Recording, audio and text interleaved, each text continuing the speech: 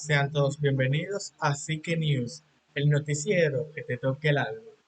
Para el día de hoy estoy muy emocionado porque tenemos unos invitados muy especiales, y es que son expertos en la psicología y la educación.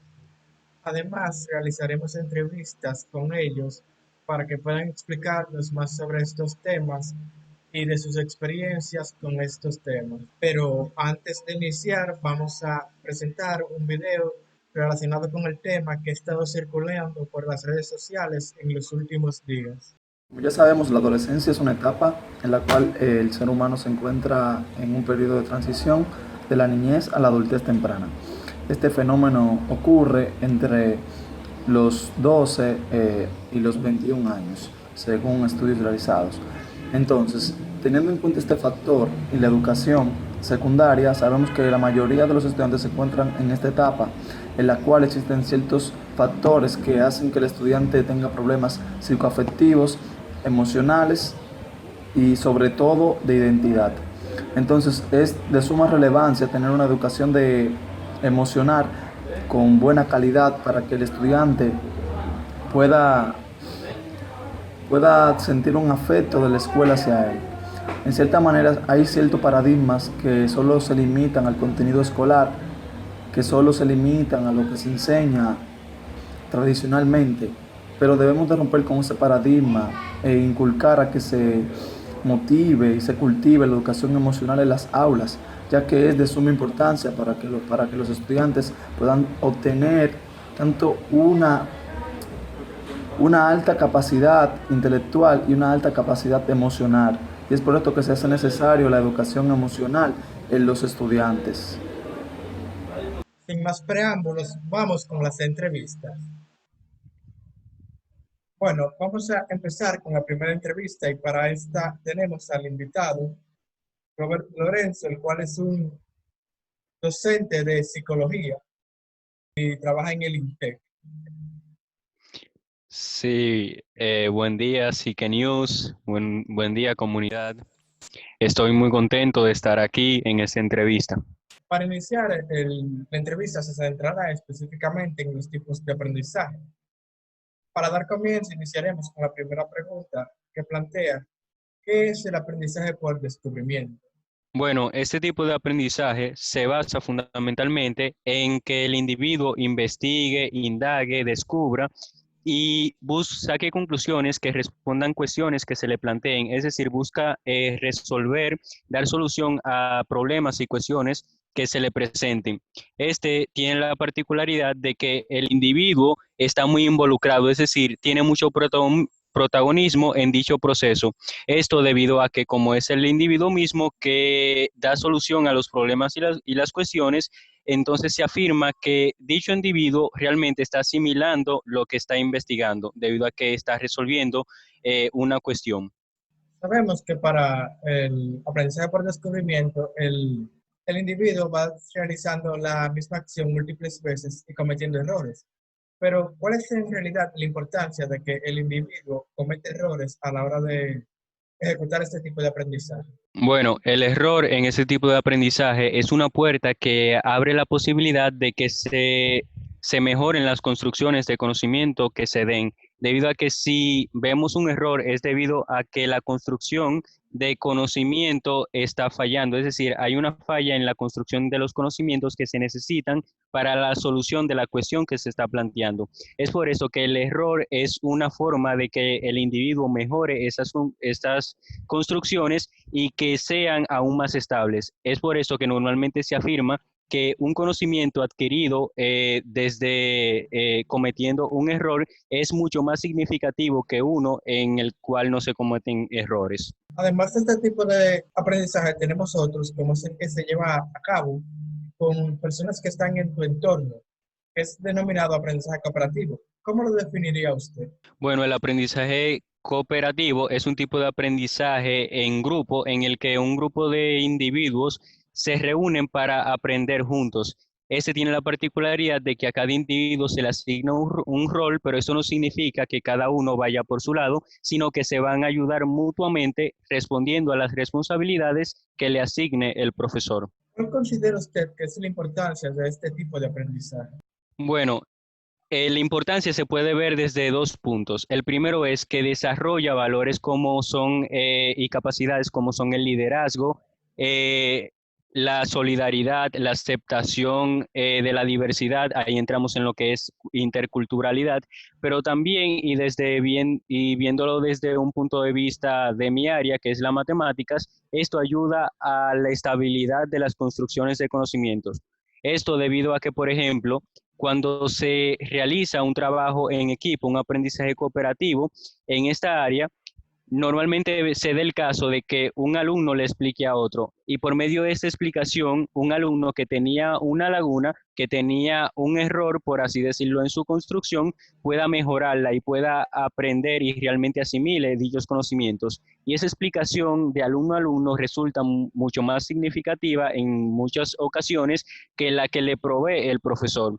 Pero también esto permite y abre la posibilidad a que el alumno que esté explicando también pueda haber algunos errores, algunas lagunas de lo que haya aprendido que no se había dado cuenta. Entonces, esto abre la posibilidad también de el individuo autoanalizarse si realmente aprendió los contenidos, tanto el que está explicando como el que está aprendiendo de su compañero. Es por esto que ese tipo de aprendizaje trae muchos beneficios que fomentan tanto los valores como realmente que se obtenga un aprendizaje significativo. Es algo muy interesante cómo concluyes tú utilizando la palabra del aprendizaje significativo. Y sabemos que es el otro tipo de aprendizaje en el cual el individuo le da significado a las cosas, pero quisiera saber más sobre este tema. Sí, el aprendizaje significativo se basa fundamentalmente en que el individuo cuando está aprendiendo, cuando está construyendo un conocimiento, relaciona ese conocimiento con los conocimientos propedéuticos que en sí posea. Es decir, es como darle significado a lo nuevo que trae, a esos nuevos conocimientos que se están construyendo. Y es algo que proviene del interior, es decir, corresponde directamente a interiorizar todos esos conocimientos dándole o acuñándole mi propio concepto. Es por eso que el aprendizaje significativo es significativo porque yo al darle mi concepto propio, al interiorizarlo, yo en sí lo comprendo completamente. Para ir finalizando, tenemos una última pregunta que vendría siendo, a la hora de tú aprender muchos conocimientos, ¿cómo te sentiste con tu docente? ¿Cómo te sentiste al descubrir dichos contenidos? ¿Y crees que influyó de alguna manera tu docente en dicho aprendizaje?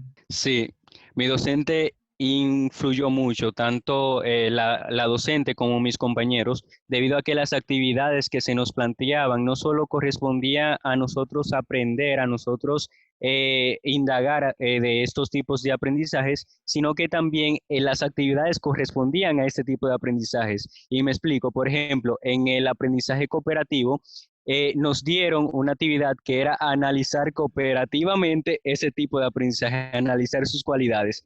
Es decir, nosotros estamos aprendiendo de ese tipo de aprendizaje, pero también estábamos implementándolo en una actividad. Eso fue lo principal que me ayudó a comprender mejor estos temas. Estoy muy agradecido con mi docente por eso.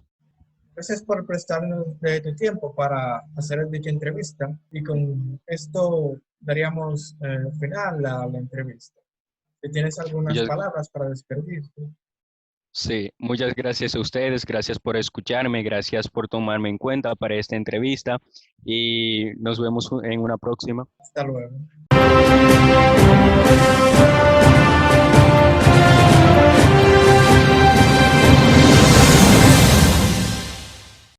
Buenas, aquí estamos con la segunda invitada, que es Carla Díaz, licenciada en psicología. Y con ella le estaremos haciendo unas cuantas preguntas sobre los tipos de inteligencia para ampliar nuestros conocimientos. Para iniciar, la primera pregunta es, ¿cuáles son los tipos de inteligencia? Bueno, primero debemos de mencionar que la teoría de las inteligencias múltiples es un modelo de entendimiento de la mente elaborado por Howard Gardner en el 1983.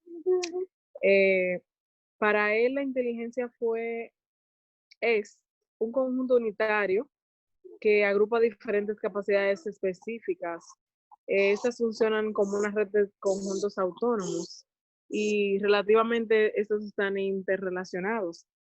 Para Garner, el desarrollo de la inteligencia depende de tres factores: el factor biológico, el factor de la vida personal y factores culturales e históricos. Eh, en los tipos de inteligencia podemos destacar la lingüística verbal, física sinestésica, lógica matemática, espacial, musical, interpersonal, intrapersonal y la naturalista. A raíz de su aportación y la de otros especialistas en conjunto, es lo que hoy en día se entiende por inteligencia, que es mucho más que conocimiento y a la vez una habilidad. Ok, ¿de qué manera considera usted que esto influye en la labor de los docentes? Bueno, el papel del maestro conlleva grandes responsabilidades. Una de ellas es dominar el, el marco teórico de los distintos parámetros educativos y a la vez ponerlos en práctica dentro del aula. Esto implica también lograr objetivos que se han propuesto con sus alumnos durante el ciclo escolar, que requiere de una actualización permanente y que le permita al docente abordar contenidos de manera eficaz. El profesor en su práctica tiene una formación, un manejo, una teoría en su área de conocimiento que se complementa con un manejo adecuado de la teoría de la comunicación, que se ve intrínsecamente ligada a la psicología. Él debe de saber en la relación dentro del aula para la elaboración de conocimientos y de evidencias, eh, expresiones vivenciales, valoraciones, sentimientos, etcétera, que si lo vemos de una manera conducida adecuadamente, favorece a la actividad educativa y esto se va a favorecer a alumno y docente. Dentro de una actualización permanente, el maestro debe considerar muy prioritariamente el papel de la psicología. Bien puede ser como un auxiliar en la interpretación de la personalidad de los alumnos. Porque en la mayoría de los casos, los docentes convivimos con nuestros alumnos, pero no conocemos la situación afectivo-cognitivo y más bien nos vamos por el lado de nuestra propia interpretación, claro, sin los elementos científicos suficientes para poder indagar sobre la conducta de nuestros alumnos. Entonces, para poder lograr en nuestros estudiantes un aprendizaje significativo, eh, indiscutiblemente la psicología debe de estar ligada a esto. Para ir finalizando, vamos con la siguiente pregunta que plantea: ¿cómo podemos descubrir y a su vez desarrollar los distintos tipos de inteligencia? Bueno, debemos de mencionar que aunque cada persona es distinta y presenta mayores habilidades y facilidad que otra persona, esto se puede ver influenciado por una mayor motivación o en todo caso mayor potencial para unas de las determinadas áreas o capacidades. Lo cierto en todo esto es que todo ser humano posee los 8 tipos de inteligencia y la capacidad para desarrollarlas hasta un nivel adecuado, lo que le permitirá a esta persona desenvolverse con soltura en todos los ámbitos de la vida. Como ya he mencionado, todo va a depender del empeño que ponga el docente en desarrollar estas habilidades. Por ejemplo, debemos de buscar lo que a este le apasiona.